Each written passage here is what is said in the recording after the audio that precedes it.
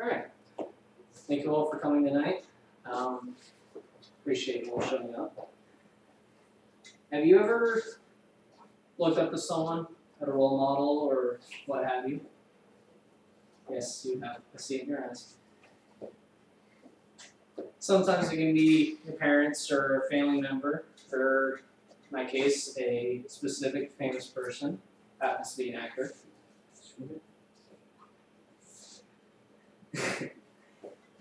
So, I'm going to tell you about my favorite actor, a few key points. His early career, his pretty much early life, and his personal life, for the most part. So, let's begin. On his early life, he was born July 23rd, 1989. He is christened Daniel Jacob Radcliffe, and he was born to his two parents, Alan and Marcia Radcliffe. He expressed his liking for acting at a fairly early age. He was 5 years old at the time. He's an atheist, however. He's very proud of his Jewish heritage. And he suffers from a mild neurological disorder called dyspraxia, which, if your brain tells your arm to do something, the chances are it might not do it, or it'll do it weird. So, in his early career, he was 1999 elected to play a part in David Copperfield, as David Copperfield, and that kind of sparked his initial liking for all of this, just according to Wikipedia. And he's more popularly known for his Harry Potter series, the books, which were made into adaptations of the books through his acting, and all the years he stuck with it. The entire process took about 10 years to do, and the ironic part of it is that Daniel actually didn't like the books to begin with. He read through them and he kind of thought they were boring. But when J.K. Rowling came through the auditions, out of 40,000 some young men, decided that, and she literally said word for word, that you could not get better hair when she saw him. And that was from BRB. And I'll be referencing them in abbreviations. I'll cover those later on. So, as he went on to do the Harry Potter movies, after the second movie, he actually didn't think that he would continue anymore simply because he was worried about his schoolwork.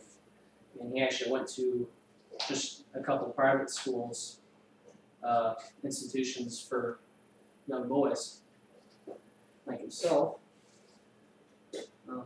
And the only movie so far that we've been able to identify that he'll be doing after Harry Potter is going to be called The Woman in Black. It could be a supernatural thriller. Later on. A fairly common thing that he was known for back in the day was his charity towards the Mills House Hospice Children's Center, which is for underprivileged kids or what have you.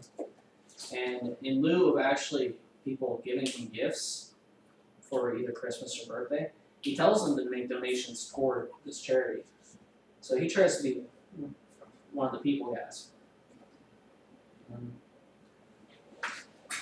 There was a play that he performed in that he really wanted to kind of shed his child's image, and it was called Equus. It's a Broadway type deal, and the main reason for this is that he actually had a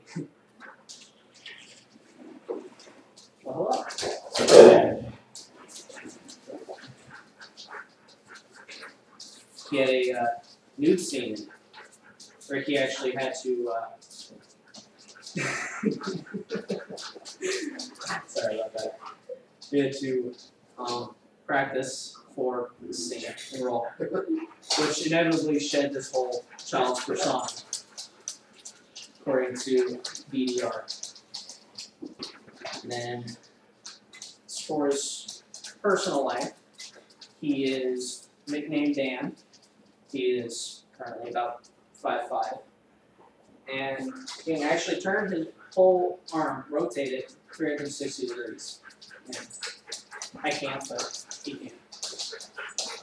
So, another thing is that he does is called the Trevor Project, which is sort of a thing that speaks out against homophobia and the rights of gay teens across America. And then he's actually become one of the highest donators to that cause to make for, considerable improvements in that foundation. He's a liberal Democrat, and he is currently the 6th highest paid movie star in all of Hollywood. And the last little bit that I have for you, and most of that was according to BDR and DRB, was that he also enjoys poetry. And he writes a few, and he actually has a couple of published short stories that he has out. So that was my famous actor. I appreciate you all for coming. I'm not entirely sure if you'll ever use this information, but I thank you nonetheless. So that's my presentation. Thank you.